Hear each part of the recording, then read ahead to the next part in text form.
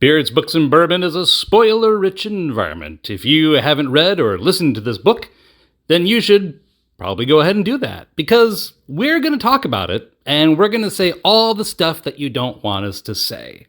So go back and read it, or listen to it on audiobook, and then come back and listen to us. Thanks so much, and enjoy the show.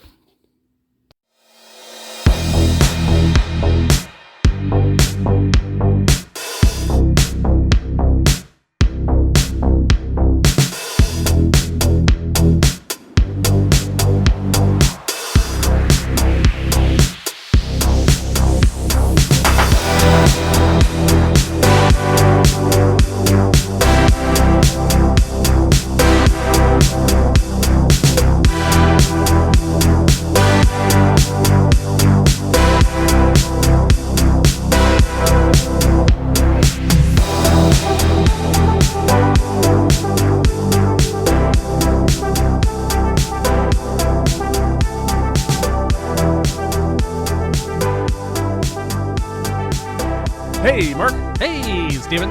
Whoops. Welcome back to Beards, Books, and Bourbon. We are glad to be with you once again in our outdoor studio. Tonight is our OOPSISODE, where in 15 minutes or less, Maybe. we go back to a book or something, and we talk about something A book or something. that we forgot, Talk or about that we something. There might be something that there we might do. be something we're talking about. Involves maybe Something. something involving a book that maybe we read before, and there's a bourbon or a whiskey of some kind that we're gonna try again. We're gonna whisk a whiskey that we've whisked before. And you brought this up as our essential question for tonight, which we'll talk about in a moment. But our revisit of the bourbon, which is a rye this evening. Tonight's bourbon is Minden Mill Nevada Straight Rye Whiskey, 100% estate-grown, distilled, and aged in Minden, Nevada.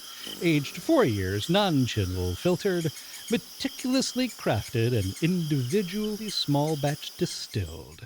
47% alcohol by volume, 94 proof, 750 milliliters. And since there's not a whole lot on the back, I'll go ahead and read it. Forging a new frontier for American whiskey with our meticulous estate distilling process. Our rye is aged for 4 years in number 3 char new oak with aromas of candied fruits and spice for a long, lingering finish. 100% estate-grown grains. Minden Mill, Nevada, straight rye whiskey. Oh, yeah. There you have it, friends. Welcome to BBB After Dark. So your question, your comment about King Sorrow. We're returning to King Sorrow, by the way, by Joe Hill. Yeah. And your essential query for the evening, involves a particular theme that you had thought about and talked about and kind of discussed. Take us down that long, dark path. You see what I did there? You like that? Nice. The long, dark. Very nice. Take us down that long, dark path. Very nice. Well. So what we have throughout this story is we have our intrepid heroes who do the one cardinal sin that you never do, and they do it over and over and over again, which is they make a deal with a dragon. Yes. And so do. As a way to try to mitigate the things that they've been locked into doing, they make a pledge to themselves that they're going to do these things in a way to make the world better. But it doesn't change the fact that the thing that they're doing is essentially, without giving anything away, is that they're choosing violence every single time. All the time. And so the question, part of it is forced. Part of it is forced, but they are in a position where they always have to choose violence or they have to choose sacrifice. Correct. It's one or the other. That's right. And so for the longest time, they choose violence, and they convince themselves that because they're choosing violence against the worst people that they can think of, that they are making the world a better place by removing that particular villain off the board. That's and right. And my question was, and I think that this is a question that's in the book as well, is how much of that is just denial? Because when you start from a place of violence, You're no better than the ones that you're trying to get rid of. Well, the common wisdom is that whatever the soil is that you plant in, that is the fruit that you will harvest someday. So if you plant it in violence, violence is what you get. If you plant it in apathy, apathy is what you get. If you plant it in love or caring, that's what you get as well. And so because I think it's the perpetual question of humanity. Right. What is good? What is evil? Well, and again, what's the name of the book? King Sorrow, right? And so what does the dragon delight in more than anything else? But the spreading of sorrow. And since he's the one who made the deal, what makes you think that anything that you do according to his rules is going to do anything other than propagate chaos and sorrow? Right. And who's making the rules? In this case, it's him. It's him. Right? He has the control. He has the cards. It's a dastardly imaginary dragon. That's right. Right? It's not little Jackie Paper. But it also perpetuates that question of how ethically do we make decisions as human beings? Right? Well, yeah. At what point do we cross the bridge from a rational thought process to a vicious circle like you described? Like, they had to keep choosing some type of violent outcome in order to preserve certain parts of their own being, their own lives. Well, it's like and when you lie, you gotta lie more. You have to continue to lie. You have to perpetuate the lie. Cannibalism. Yes. Like, when does it become okay to eat someone? I tried. I tried to keep a straight face. I really tried. Because you held that one in. Did you burst any type of blood vessel there on that one? I hurt myself. I hurt myself. Well, you just go cannibalism. And I'm like, the next words out of his mouth better be really freaking profound. The delivery was lacking. I will accept that. Cannibalism. I will accept that. But in my class recently, we did some ethical discussions, and we were doing this as part of a table discussion and a debate. And the students were able to choose what topics they wanted to debate in the realm of ethics, right? And one of them obviously was cannibalism. Is it ever justified, or can it never be justified? And the conversations that followed were fascinating. I mean, if you're a bunch of soccer players in the Andes Mountains, well, right, and somebody, so they had a couple days that they had to research things, and of course that came up. Sure. But beyond that, there were conversations about, it got very deep. Like, is it easier to eat somebody that you know or a stranger, or when would it be justified? Is it only in situations where your life is threatened, or and then it went into the absurd too. Then there was talk about, what is the best seasoning to go into cannibalism, and then tarragon, of course, a little bit of garlic, some thyme, right? Garlic goes everywhere, right? Little Simon and Garfunkel. My point is, when the idea of denial, the idea of the constant choice that these characters in King Sorrow are making, and the situation in which King Sorrow puts them, right? That question is perpetual on an annual basis for them. Like, what are we doing the right thing? Right. Or are we perpetuating the sorrow also? We're no better than the ones that are being taken care of. Yeah. Oh, at some point. When is that point, right? Is that immediately? Is it later in the decades that ensue? And humans struggle with that question all the time. Well, I mean, particularly if you're talking, I think this is probably true at every level, but I think that particularly on the global scale, if you're trying to remove a bad actor from the board on a global scale, you have to look at what the effect will be a decade later. Correct. It has to be long term. It has to be long term. But that in and of itself is also because I mean, and and political leaders deal with stuff like this all the time. When a first world country decides that a third world country needs a regime change, that's a very bold statement to make. Yeah. Right. The president of Venezuela has been removed as president. Right. He's not dead, but he's out of play. But that creates a power vacuum. Right. And the United States says, well, we're not going to have a power vacuum. We're going to go in there and we're going to manage the whole thing. Well, we're not going to manage the whole thing from there. We're going to manage the whole thing over here from home. But there's no power. We don't know where anything is. We don't know where anything is or how anything works or who's actually doing the stuff physically. Right. So you create a power vacuum. And the question is what's going to fill it? Right. And is it going to be something that's beneficial in the long run? Or is it going to be somebody who's even worse? Right. That's basically what happened between World War I and World War II. Right. The Weimar Republic is taken out. The Kaiser is taken out. Germany is in a shambles. And there's this little guy with a stupid mustache from Austria who's a failed artist, who's got a bone to pick, and he points at a particular group of people and he says to all the Germans, it's their fault. They did it.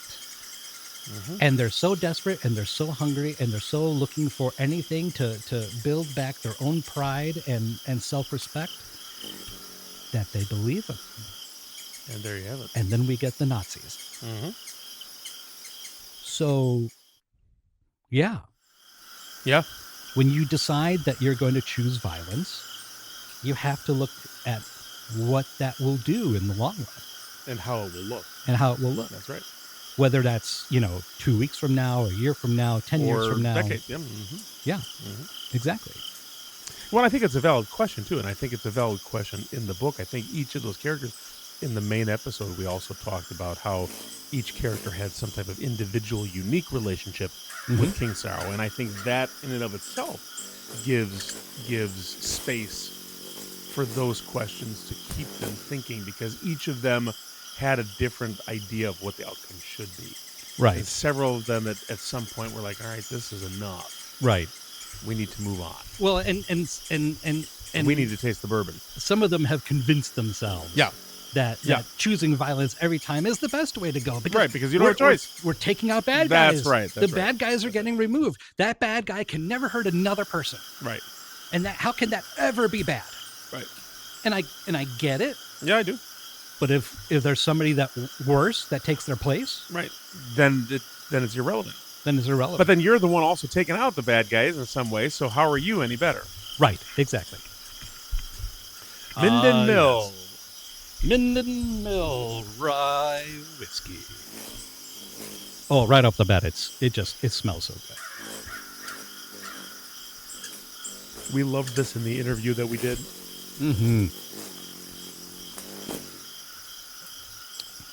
Oh, wow. God, it's so good. That's so good. I'm not even sure how to describe that. I mean, it's probably one of the best ryes that we have tasted on here. Yeah. On the show. On the show. I mean, we've got a really big show. A really big show. It's spicy and sweet. Yeah, but it's just, it's such a lovely...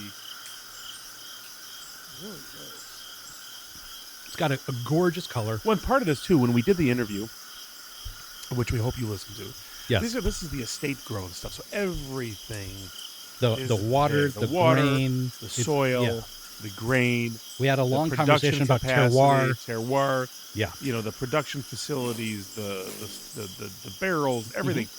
The environment, the rick houses. Right. Yeah. Right. Everything is there, which I think is, gives that some of that uniqueness to the flavor, and this is, I mean, we also mentioned this in another episode. My journey with rye has, grown. This one is really good. This is really good. Yeah. I mean, it's almost like a dessert. We're about halfway through the bottle here, and I'm thinking, not gotta tonight. go. Not tonight. No, not tonight.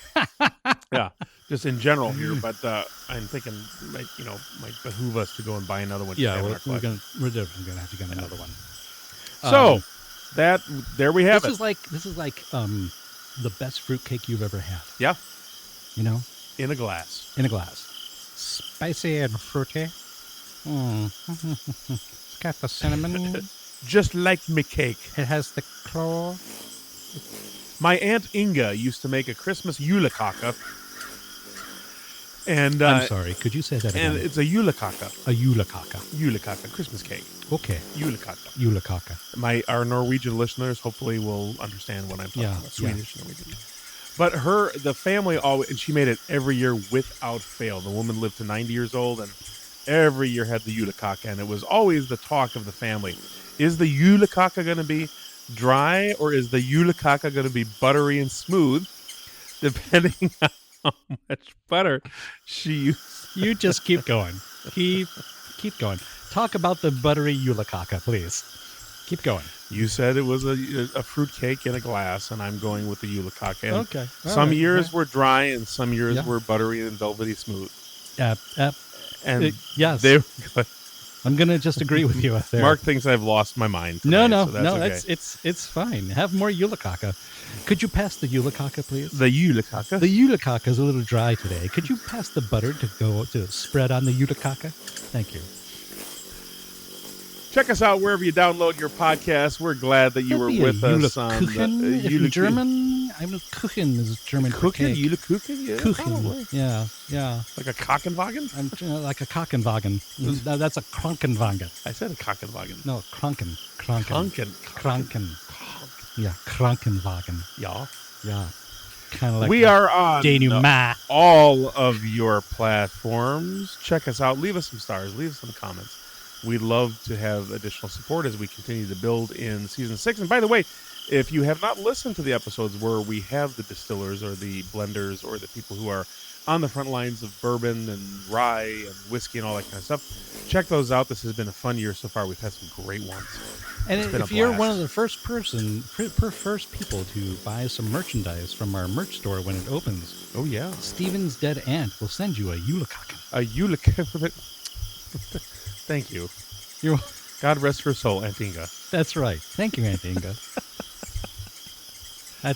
I'll try to make that promise come through. That julekaka is coming straight. I might need something from the long dark for that one. You never know. I might need something for that. So. We're gonna need a baking pan, a rolling pin, and a dead Nazi's helmet. Inga. What do we do? We're off the rails now.